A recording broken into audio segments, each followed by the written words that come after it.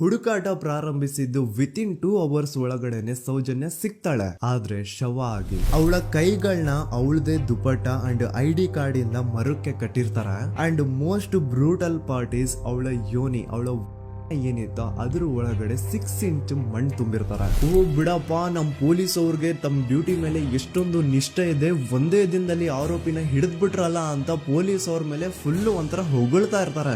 ಆದ್ರೆ ಪಾಪ ಜನರಿಗೆ ಎಲ್ ಗೊತ್ತಿತ್ತು ಈ ಕೇಸ್ ನ ರಿಯಲ್ ಆರೋಪಿ ಬೇರೆ ಯಾರೋ ಇದಾರೆ, ಪೊಲೀಸ್ ಅವರೇ ಈ ಕೇಸ್ ನ ಮಿಸ್ಲೀಡ್ ಮಾಡೋದಕ್ಕೆ ಸುಮ್ನೆ ಸಂತೋಷ್ನ ಅರೆಸ್ಟ್ ಮಾಡಿದ್ದಾರೆ ಅಂತ. ಪೊಲೀಸ್ ಅವರು ಈ ಕೇಸ್ ಅಲ್ಲಿ ಕರಪ್ಟ್ ಆಗಿದ್ದಾರೆ, ಪೊಲೀಸ್ ಅವರೇ ಸತ್ಯ ಮುಚ್ಚಿಡ್ಲಿಕ್ಕೆ ಟ್ರೈ ಮಾಡ್ತಿದ್ದಾರೆ. ಹಾಗಾಗಿ ಈ ಕೇಸ್ ನ ಇನ್ಮುಂದೆ ಪೊಲೀಸ್ ಅವರಲ್ಲದೆ CBI ಅವರು ಇನ್ವೆಸ್ಟಿಗೇಷನ್ ಮಾಡಬೇಕು, ಈ ಕೇಸ್ ನ CBI ಒಪ್ಸಿ ಅಂತ ಅಗೇನ್ ಪ್ರೊಟೆಸ್ಟ್ ಗಳು ಸ್ಟಾರ್ಟ್ ಆಗ್ತವೆ. ಸೌಜನ್ಯ ಕೇಸ್ ಒಂದೇ ಅಲ್ಲ, ನಾರಾಯಣ ಹಾಗೂ ಯಮುನಾ ಕೇಸಲ್ಲೂ, ವೇದವಲ್ಲಿ ಕೇಸಲ್ಲೂ, ಆ ಬ್ಯಾಂಕ್ ಮ್ಯಾನೇಜರ್ ನ ಕೇಸಲ್ಲೂ ಹಾಗೂ ಪದ್ಮಲತಾ ಕೇಸಲ್ಲೂ ಸೀದಾ ಡೈರೆಕ್ಟ್ ಡೌಟ್ ಬರೋದೆ ಊರಿನ ಗೌಡ್ರ ಮೇಲೆ. ಸೌಜನ್ಯ ಕೇಸ್ ಬಿಟ್ಟು ಆ ಇನ್ನೊಂದು ಕೇಸ್ ಯಾವುದು, ಅದಕ್ಕೂ ಸಂತೋಷ್ಗೂ ಏನ್ ಸಂಬಂಧ, ಅದ್ರಲ್ಲಿ ಯಾಕೆ ಸಂತೋಷ್ನ ಪೊಲೀಸ್ ಅವರು ಫಿಟ್ ಮಾಡಿದ್ರು ಅಂತ ಪ್ರತಿಯೊಂದು ಹೇಳ್ತೀನಿ.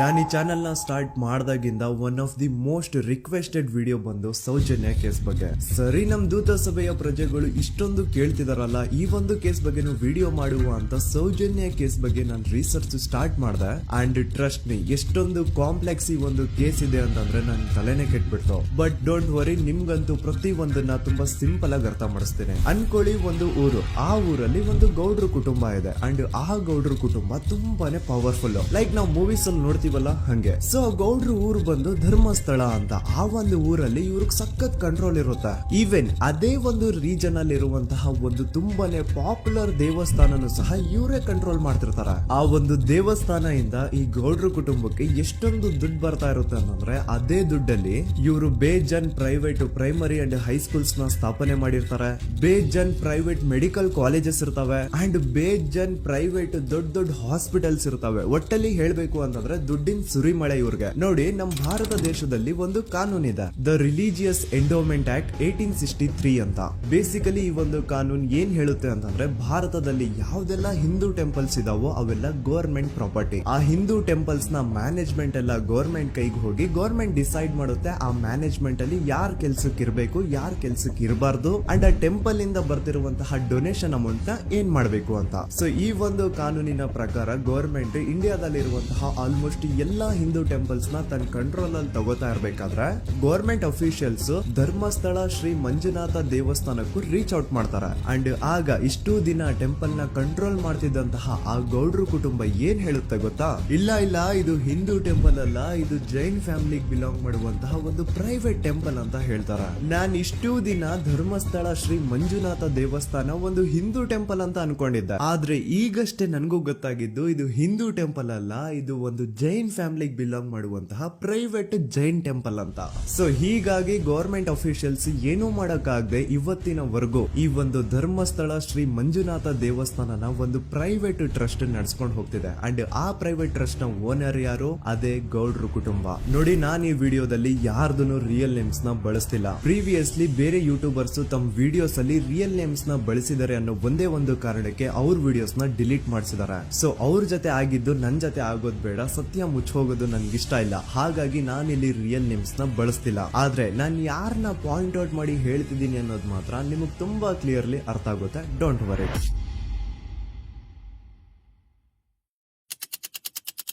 ದಿನಾಂಕ 9/10/2012, a very normal day for everyone except Soujanya.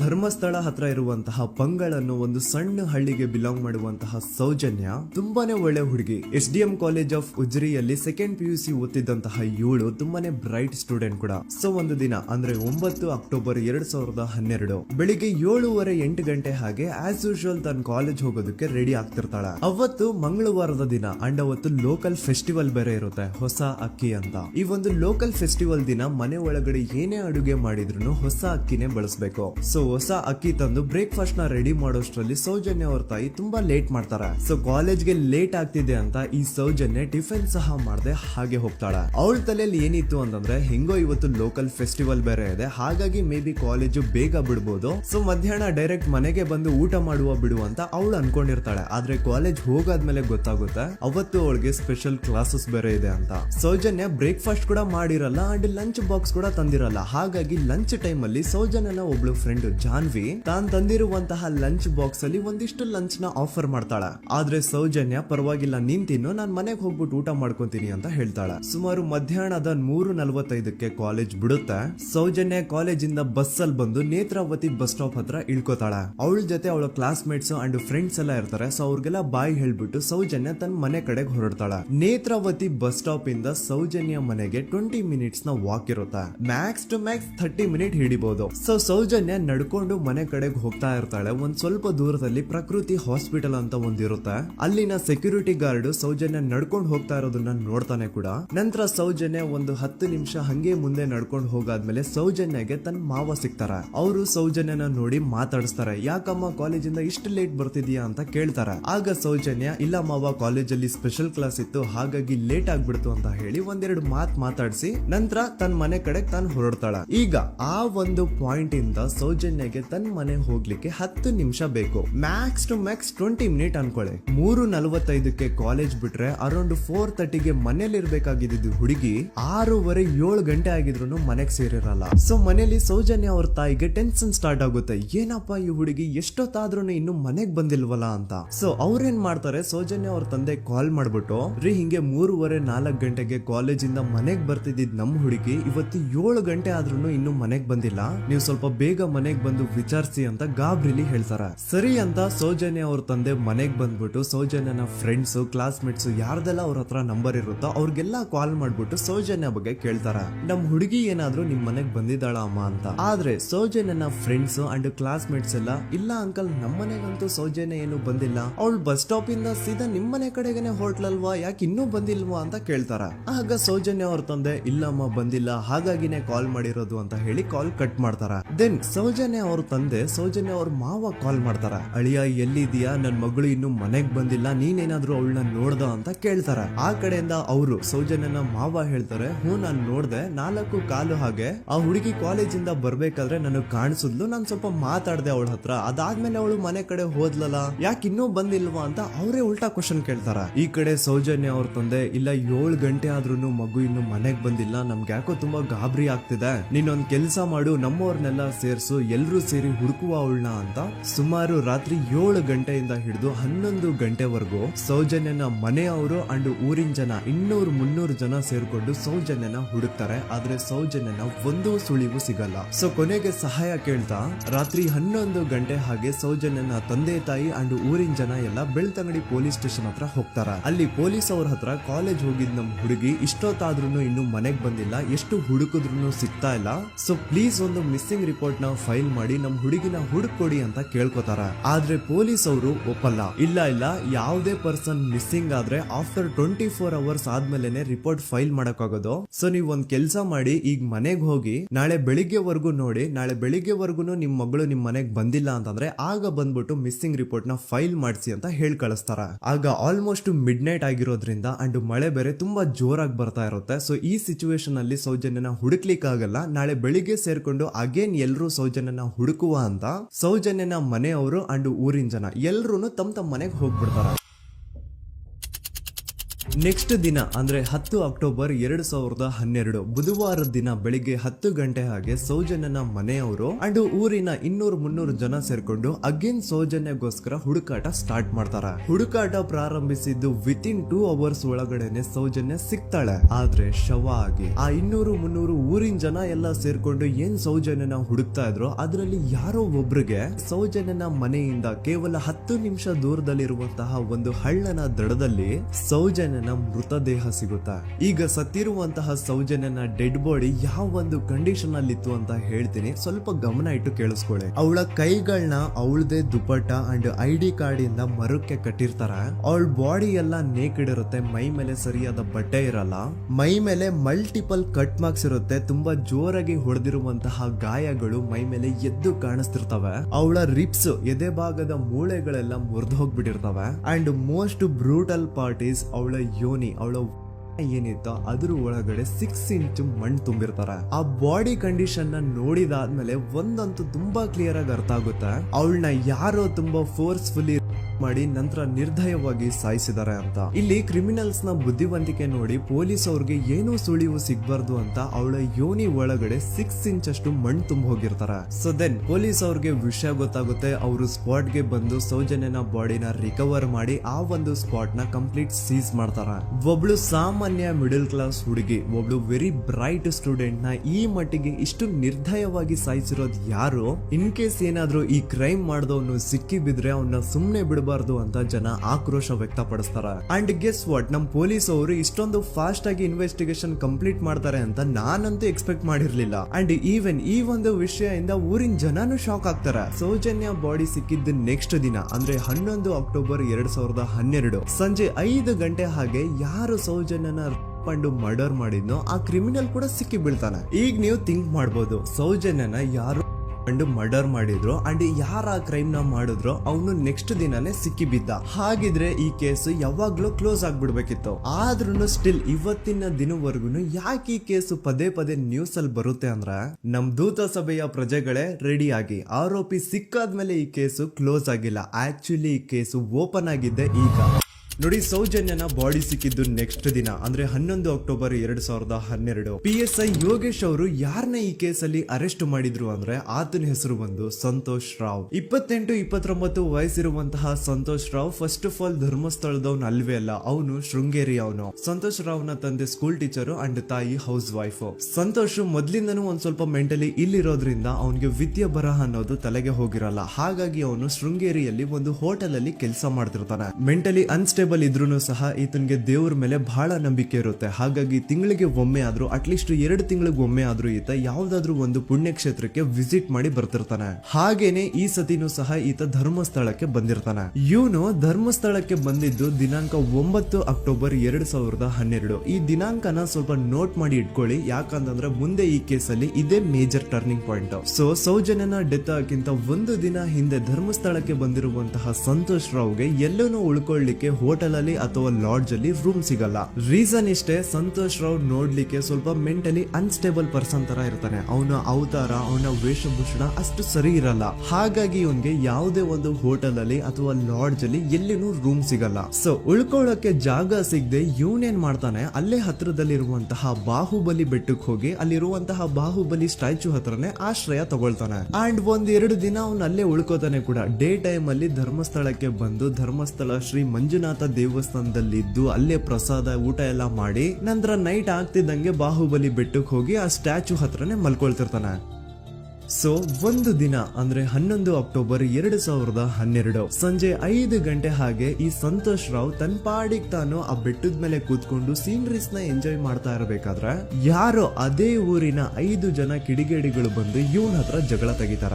ಈ 5 ಜನ ಯಾರು ಅಂತ ನಂತರ ಹೇಳ್ತೇನೆ. ಸೊ ಈ 5 ಜನ ಕಿಡಿಗೇಡಿಗಳು ಸಂತೋಷ್ ರಾವ್ ಹತ್ರ ಜಗಳ ತೆಗೆದು ಅವನ್ನ ಅವಾಚ್ಯ ಶಬ್ದಗಳಿಂದ ಬೈದು ಅವನ್ನ ಹೊಡೆದು, ಅಷ್ಟೇ ಸಾಲದೆ ಆ 5 ಜನ ಸಂತೋಷ್ ರಾವ್ನ ಪೊಲೀಸ್ ಸ್ಟೇಷನ್ಗೆ ಎಳ್ಕೊಂಡ್ ಬಂದು ಇವನು ನಾವು ಬಾಹುಬಲಿ ಬೆಟ್ಟಕ್ಕೆ ಅಂತ ಹೋಗಿದ್ರೆ ಅಲ್ಲಿ ನಮ್ಮ ಮೇಲೆ ಅಟ್ಯಾಕ್ ಮಾಡ್ದ, ಇವ್ನು ನೋಡ್ಲಿಕ್ಕೂ ಸಹ ಒಳ್ಳೆ ಸೈಕೋ ಕಿಲ್ಲರ್ ಇದ್ದಂಗಿದಾನೆ, ನಮ್ಗೆ ಯಾಕೋ ನಿನ್ನೆ ನಮ್ಮ ಊರಲ್ಲಿ ನಡೆದಿರುವಂತಹ ಘಟನೆ ಆ ಸೌಜನ್ಯನ ಮರ್ಡರ್ ಇವನೇ ಮಾಡಿದಾನೆ ಅಂತ ಡೌಟ್ ಬರ್ತಿದೆ ಅಂತ ಆ 5 ಜನ ಕಿಡಿಗೇಡಿಗಳು ಸಂತೋಷ್ ರಾವ್ನ ಪೊಲೀಸ್ ಅವ್ರ ಹತ್ರ ಹಾಕೊಡ್ತಾರ. ಅಂಡ್ ಪೊಲೀಸ್ ಅವರು ಕೂಡ ಎಂತವ್ರು ನೋಡಿ, ಯಾರೋ 5 ಜನ ಕಿಡಿಗೇಡಿಗಳು ಬಂದು ಇವನೇ ಕೊಲೆ ಮಾಡಿದಾನೆ ಅಂತ ಹೇಳಿದ ತಕ್ಷಣ ಹಿಂದೆ ಮುಂದೆ ಕ್ರಾಸ್ ಚೆಕ್ ಮಾಡದೆ ಸಂತೋಷ್ ರಾವ್ನ ಅರೆಸ್ಟ್ ಮಾಡಿ ಸೌಜನ್ಯ ಕೇಸ್ ನ ಆರೋಪಿ ಸಿಕ್ಕಿದಾನೆ ಅಂತ ಎಲ್ಲಾ ಕಡೆ ಘೋಷಣೆ ಮಾಡ್ಬಿಡ್ತಾರ. ಜನರಿಗೆ ಈ ಕಡೆ ಒಂಥರ ನೆಮ್ಮದಿ, ಓ ಬಿಡಪ್ಪ ನಮ್ ಪೊಲೀಸ್ ಅವ್ರಿಗೆ ತಮ್ಮ ಡ್ಯೂಟಿ ಮೇಲೆ ಎಷ್ಟೊಂದು ನಿಷ್ಠೆ ಇದೆ, ಒಂದೇ ದಿನದಲ್ಲಿ ಆರೋಪಿನ ಹಿಡಿದ್ಬಿಟ್ರ ಅಂತ ಪೊಲೀಸ್ ಅವ್ರ ಮೇಲೆ ಫುಲ್ ಒಂಥರ ಹೊಗಳ್ತಾ ಇರ್ತಾರೆ.